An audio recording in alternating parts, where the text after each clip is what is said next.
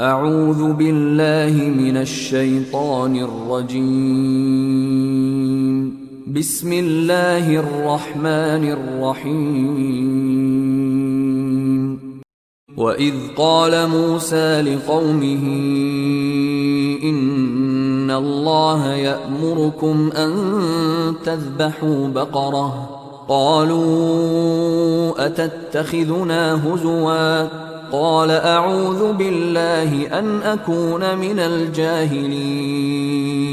قالوا ادع لنا ربك يبين لنا ما هي قال إنه يقول إنها بقرة لا فارض ولا بكر عوان بين ذلك فافعلوا ما تؤمرون.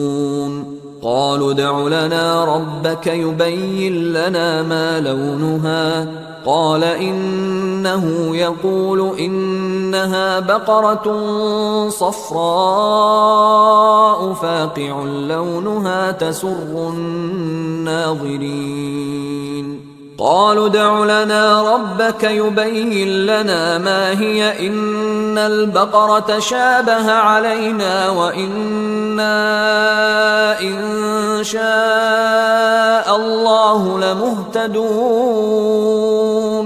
قال إنه يقول إنها بقرة لا ذلول تثير الأرض ولا تسقي الحرث مسلمة لا شية فيها. قالوا الآن جئت بالحق فذبحوها وما كادوا يفعلون. وإذ قتلتم نفسا فادارأتم فيها والله مخرج ما كنتم تكتمون. فقلنا اضربوه ببعضها كذلك يحيي الله الموتى ويريكم آياته لعلكم تعقلون.